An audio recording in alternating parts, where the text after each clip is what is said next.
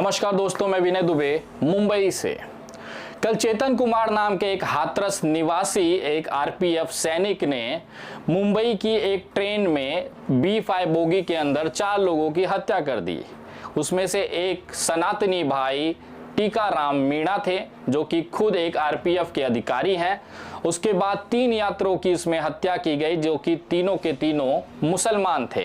अलग अलग बोगियों से खोजकर चेतन कुमार ने इनको गोली मारी और एक वीडियो वायरल हो रहा है जिसमें वो कह रहा है कि इस देश में रहना होगा तो योगी मोदी कहना होगा। क्यों भाई, तुम्हारे बाप का देश है, तुम्हारी माँ का देश है ये, कि जो तुम कहोगे वही होगा। तुम्हारी बंदूकें और गोली हमारी जूती के नीचे है।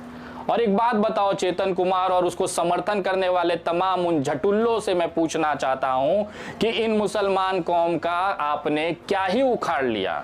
आपको क्या लगता है 2-4 मुसलमानों के खाट के बाल उखाड़ के आप बहुत बड़े वीर योद्धा हो गए हो? दरअसल ये सब करने के बाद आप मुसलमानों को एकजुट ही कर रहे हो। उनके अंदर ये एकता और आत्मता आपस में बढ़ती जा रही है कि देखिए, अगर हम बिखरे रहेंगे तो ऐसे ही हत्याएं होती रहेंगी। हम सबको एक होना जरूरी है। कहीं ना कहीं आप लोगों का ये जो घटिया आतंकवादीपन काम है, ये मुसलमानों की एकता को और मजबूत कर रहा है।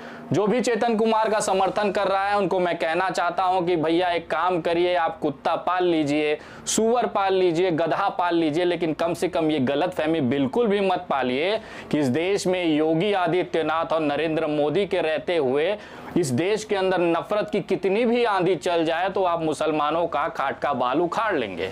दरअसल ये वो कौम है जो लगातार इस भारत की भूमि के आजादी के लड़ाई से लेकर आज तक अपना योगदान दे रही है, और किसी के माई ने दूध नहीं पिलाया है जो इस मुसलमान भाइयों को इस देश के एकता से, अखंडता से और इस देश की मिट्टी से अलग कर सके।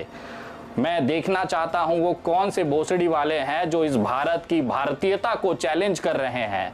उनको लगता है ये 2-4 मुसलमान मार के चेतन कुमार बनकर बहुत बड़ा तोप कर लेंगे, बहुत बड़ी उपलब्धि हासिल कर लेंगे। मैं आपको हकीकत से रूबरू कराता हूं। चेतन कुमार के परिवार का क्या होगा? 4 हत्याओं के मामले में चेतन कुमार जेल जाएगा, आजीवन कारावास या तो फांसी भी हो सकती है।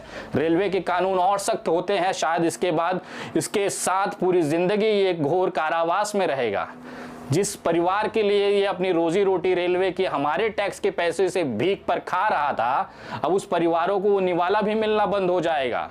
जब इनकी पवित्र माँ सड़कों पर निकलेंगी तो लोग कहेंगे, देखो देखो, ये वही चेतन कुमार की वीर माँ है जिस भोसड़ी वाले ने निहत्थे यात्रियों के ऊपर गोलियां चलाकर अपनी कायरता का दिव्य प्रदर्शन किया था। देखिए देखिए, चेतन कुमार की वो बहन जा रही है जिसके भाई ने, भोसड़ी वाले ने, एक अपनी ही डिपार्टमेंट के वर्दीधारी टीकाराम मीणा को गोली मार दिया था। उसके बच्चों का क्या जिनकी हत्याएं हुई? उनके परिवारों का क्या जिनके लोग इस गोलीबारी में मारे गए? चेतन कुमार जेल चला गया, इसका जो कलंक है इसके माथे पर, इसके परिवार के माथे पर आजीवन रहेगा। लोग इसके माँ को, इसकी बहन को, इसके परिवार को इसलिए याद करेंगे कि इस भोसड़ी वाले ने देश के अंदर 2023 में पहला रेलवे के अंदर एक लौता आतंकवादी घटना किया है, और इस आतंकवादी की ये माँ और बहनें हैं। कितने गर्व की बात है। और उन 3 मुसलमानों का क्या? उनका तो आप क्या ही बिगाड़ लिए। मरना एक दिन सभी को है। वैसे भी मुसलमान अपने कदमों के नीचे मौत और सर पर कफन बांध के चलता है।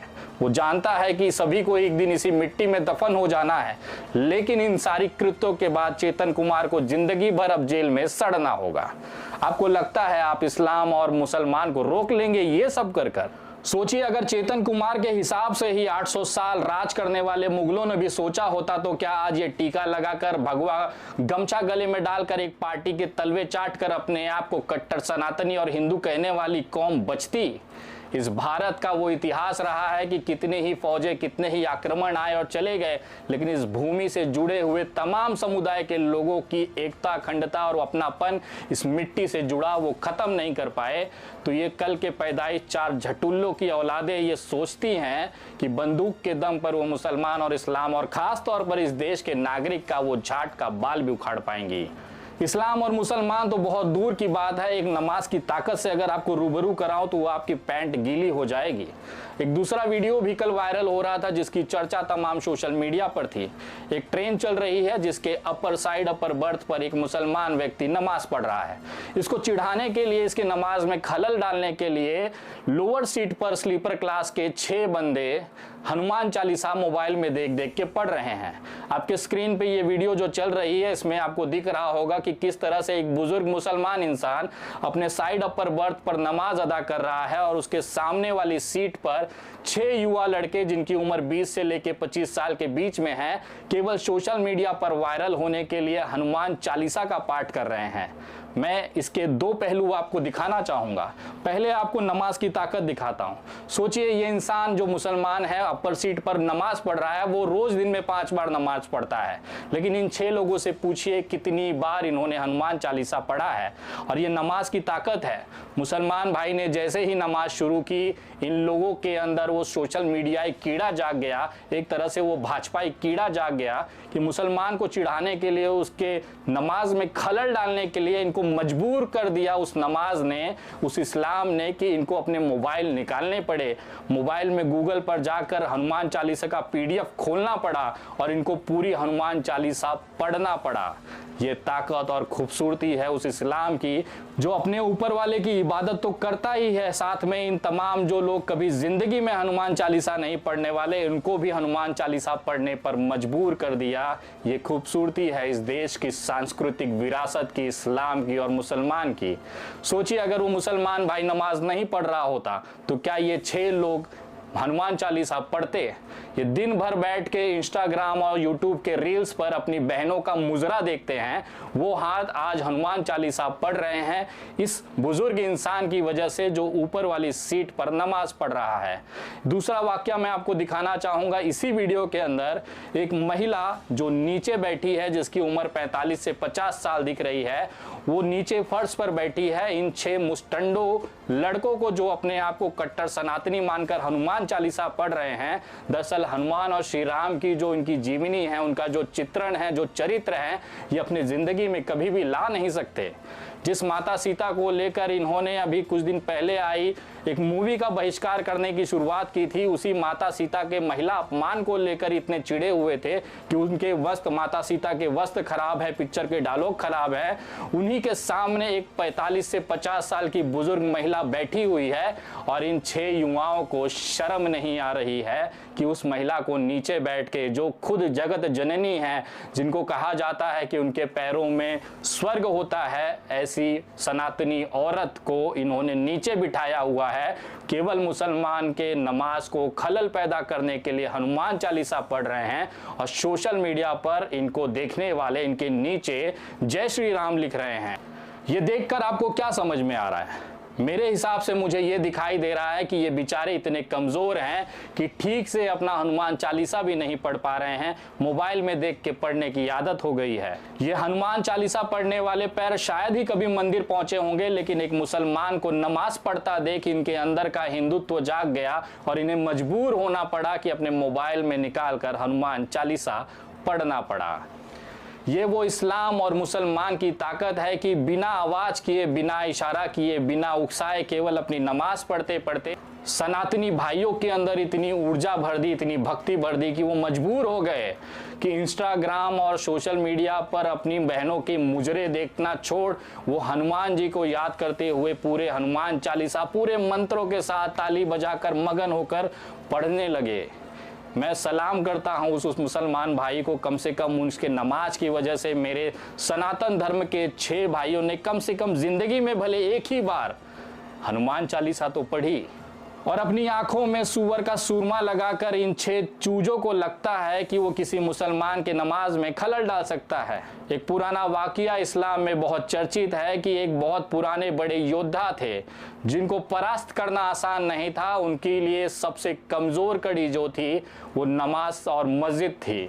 जब ये योद्धा अपने नमाज के लिए मस्जिद में जाते हैं और अपने नमाज में मगन होते हैं, नमाज अदा करते रहते हैं, तो इनके जो दुश्मन हैं वो चोरी से पीछे जाकर इनका सर कलम कर देते हैं, उस समय भी ये बंदा अपना नमाज छोड़कर नहीं हटता। तो इतने मजबूत इस्लाम और मुसलमान के इरादे रखने वाले नमाजियों को ये सोच रहे हैं कि एक हनुमान चालीसा पढ़कर उनकी नमाज में खलल दे देंगे।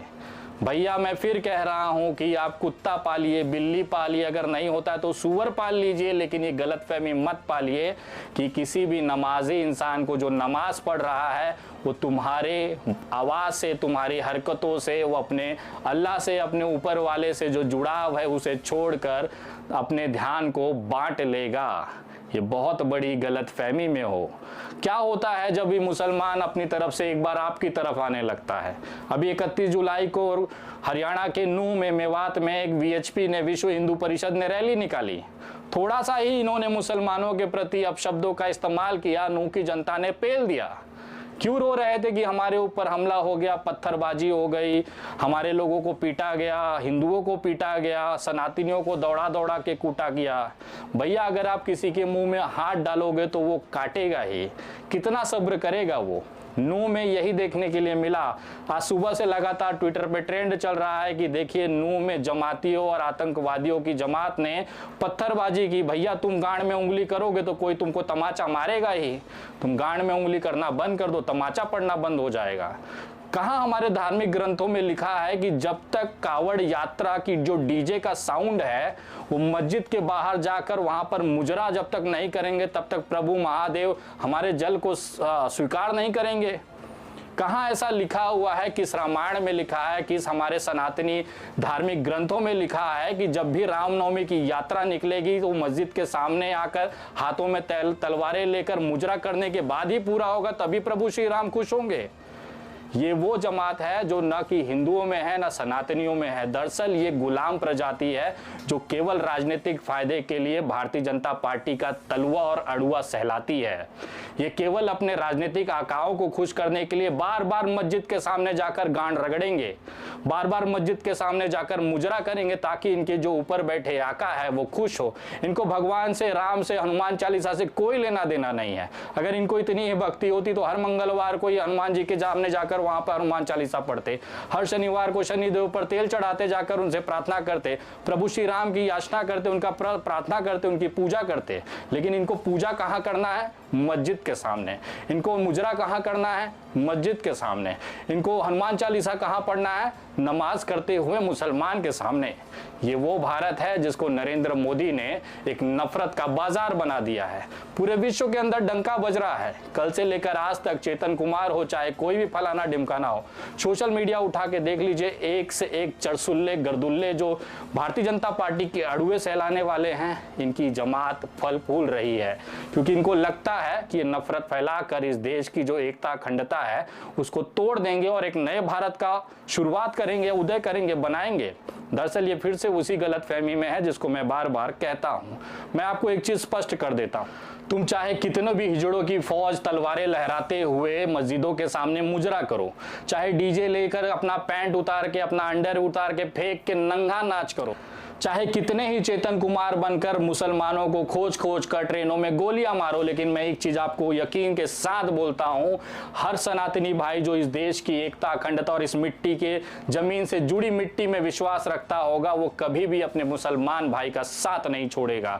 इस वीडियो के माध्यम से मैं इस देश के तमाम मेरे मुसलमान भाइयों को कहता हूं कि विनय दुबे के साथ करोड़ों वो हिंदू भाई हैं, वो सनातनी भाई हैं जो प्रभु श्री राम के चरित्र को, उनके प्रार्थनाओं को, उनके जीवन शैली को अपने अंदर समर्पित करते हैं। और जो सच्चा प्रभु श्री राम का भक्त होगा, सच्चा हनुमान भक्त होगा, वो कभी भी मुसलमान से नफरत नहीं करे। और अगर मुसलमानों से नफरत करने वाला कोई कीड़ा या सूअर आपके पास समझ में दिख जाए तो समझ लेना पक्का है वो भारतीय जनता पार्टी के नेताओं के अड़ुए सहलाने वाला एक गुलाम है जो 2 रुपए दिहाड़ी पर काम कर कर अपने इज्जत, आबरू, अपनी मानवता को उसके चरणों में झोंक कर अपनी जिंदगी बर्बाद कर रहा है।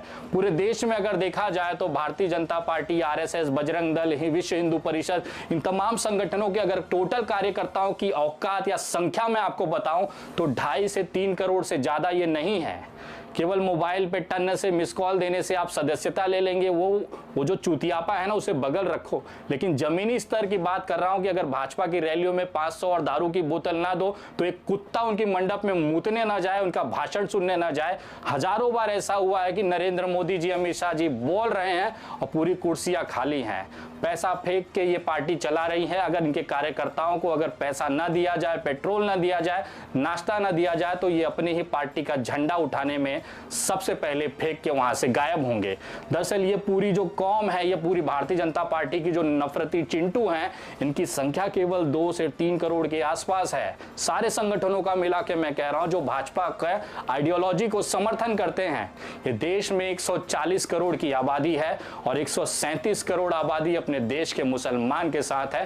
ये दावे के साथ मैं कहता हूं अगर ऐसा नहीं होता तो आज भारतीय जनता पार्टी 100 करोड़ की आबादी के साथ बड़ी कार्यकर्ता की रैली करता, अपने चीजों को लोगों तक पहुंचाता। लेकिन आज भारतीय जनता पार्टी की इसी आइडियोलॉजी को शौचालय के अंदर, कमोड के अंदर मूत के बहा दिया जाता है हम जैसे सच्चे हिंदुस्तानी और सनातनियों के द्वारा।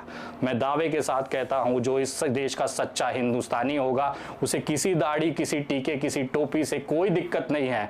दरअसल दिक्कत इनको राजनीति चलाने से है। अगर ये हिंदू मुसलमान ना कहें तो मैं लिख के दे सकता हूं, स्टैम्प पेपर में मुझसे लिखवा लीजिए कि एक पार्षदी का चुनाव ये भोसड़ी वाले नहीं जीत सकते। इनकी औकात नहीं है कि अगर हिंदू मुसलमान ना करे तो कोई भी एक छाट सा चुनाव भी ये जीत पाए। दरअसल ये पूरा सत्ता के कब्जा करने के लिए नई जो हमारी जमात आ रही है, नई जो पीढ़ियां आ रही हैं, उनकी दिमागों में ये नफरत भरकर उनकी जिंदगी बर्बाद की है। आज ये सत्ता में है, 10 साल रहे, 20 साल रहे, विनय दुबे और तमाम देश के नागरिकों का क्या ही बदल जाएगा। आज किसको नौकरी नहीं मिल रही है? इस देश के 99% हिंदुओं को नौकरी नहीं मिल रही है और जैसे तैसे वो एग्जाम दे देते हैं तो पेपर लीक हो जाता है या रिजल्ट नहीं आता। उम्र बीत जाने के बाद रिजल्ट आता है और डिस्क्वालीफाई हो जाते हैं। आर्मी में जाना होता है तो आपको अग्निवीर बना दिया जाएगा 4 साल के कॉन्ट्रैक्ट पे। भीख मांगने के लिए आपके माँ बाप को राशन की लाइन पे बाहर खड़ा कर दिया गया है। ऐसी आबादी 80 करोड़ की है। ये वो भारत बना दिया गया है जो अपने दम पर, अपने हाथ के दम पर 2 पैसा कमा भी नहीं पा रहा है, लेकिन पूरे टाइम दिन भर बैठ के ये करेंगे, मुसलमान और इस्लाम को बर्बाद करने का सपना देखेंगे।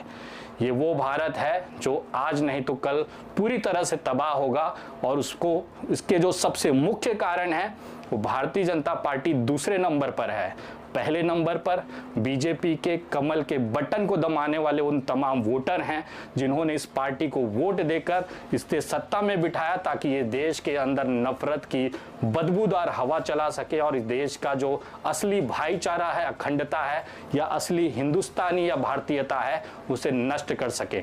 लेकिन मैं उन तमाम नफरतबाज चिंटुओं से कहना चाहता हूं, तुम अपने गांड का पूरा ताकत लगा लो, जितनी तुम्हारी औकात है उतना आप होशोर मचा लो, चाहे जो कर लो। इस देश की भारतीयता, हिंदू मुस्लिम भाईचारे को तुम्हारा बाप भी तोड़ नहीं सकता है।